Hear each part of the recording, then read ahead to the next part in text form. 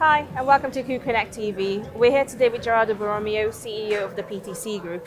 Gerardo, very nice to have you here. Thanks, Lily. Thank you so much for joining us. Pleasure. So, last year you were taking part of the panel that was here at CrewConnect Global, and you mentioned that you called on the industry to do more collaboration between stakeholders.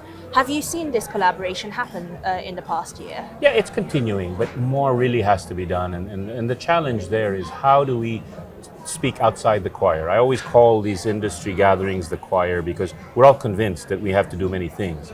But how do we convince the greater public?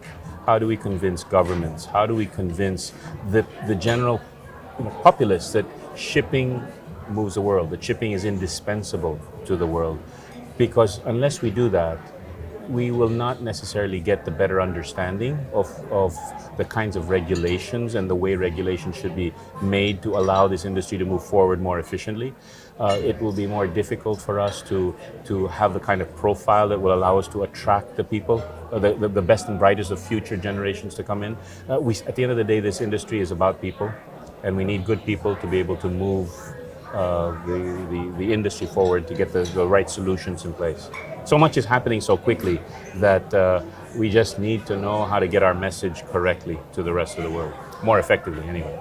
So since we're talking about things happening in the industry, it is quite clear that the future of the industry is quite vague at this point with all the... Did you say vague? Yeah, with the regulations coming in, there's a lot of uncertainty, I think. Well, I think uncertainty will always be there. That keeps people on their toes. But what's clear is shipping will always have a role to play. And why is that? I mean, there's no other industry or logistics platform that will do all the heavy lifting. It's done so for many, many years, and it will continue to do so. And if we move 90% of world trade, imagine we're 7 billion people today, we will be 9 billion people in less than 30 years.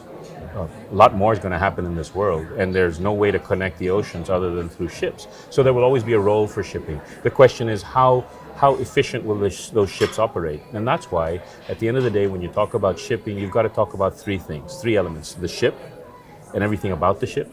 You've got to talk about the people who will be involved in operating the ship, whether from shore or on board. And you have to talk about how to efficiently carry the cargo. Those three elements are a continuous dialogue. And so, yes, it may be a challenging environment. I mean, it's no different than navigating between point A and point B. It's never a straight line. So as captains of industry, we know that we have to find a way through heavy water or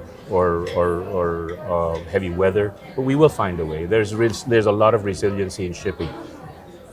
But we shouldn't wait for the problems to arise and then react. We should be as proactive as possible. We should think ahead. Now, how do we think ahead? Well, we've got to get ourselves more comfortable with the different ideas that are coming. We've got to get ourselves ready for the changes that will take place.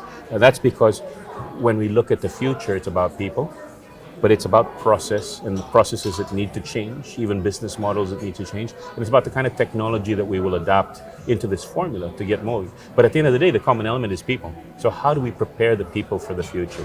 And as we get better people with creative ideas, people that know how to collaborate more effectively, then across the different publics, the different stakeholder groups that we have to work with, perhaps we'll find an easier path forward. When you say people, I'm guessing you don't necessarily mean just seafarers. Seafarers are one component of them, and the kind of seafarer for the future is somebody who will have to understand the technology or the technologies that are coming forward very quickly. They have to understand the kind of leadership that's necessary in that new world. They have to be comfortable with collaborative engagement. The world is not getting any more simple. The world is a complex situation, and if you just look at whether it's politics, economics, sociology, you name it, it's becoming a more complex world. So therefore, our ability to deal with complexity is one of the key elements that will lead for a more successful solution in whatever endeavor we're undertaking. So yes, seafarers must understand that it's not just working on board a ship, it's what kind of work do we need to do. And hopefully the manual side of things can be more automated, leaving more time for analysis. But if you're going to expect people to be more analytical, then we've got to train them from early on. And then you're now talking about a whole educational system from kindergarten all the way to high school, all the way to college. Whatever form of education has got to be more collaborative. It's got to be more it's got to be more driven by understanding understanding the use of technology. There's a word that has been used in the past, which is STEM: science, technology, engineering, and math. I think the more appropriate word is STEAM.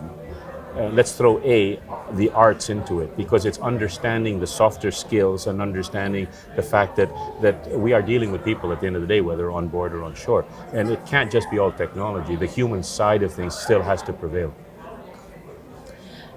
Since we mentioned regulations early on in this interview, I wanted to ask, how do you see regulations adapting to these changes? Because as you say, everybody needs to adapt and everybody needs to change with That's times. a good question, Lily, and I think that where the challenge is how do we get governments to understand the industry? And this is what I meant earlier, that we need to be able to talk outside the choir to convince governments, the people working within governments, and their representatives, the people.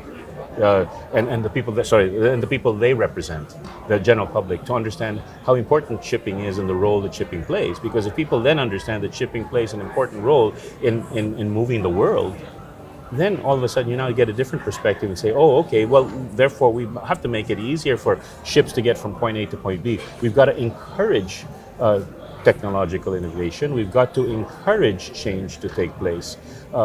Therefore, everybody who's working in the industry will feel that we're all aligned to make change happen in a more effective manner. Gerardo, thank you very much for being here with us. Oh, you're welcome. Thanks very much.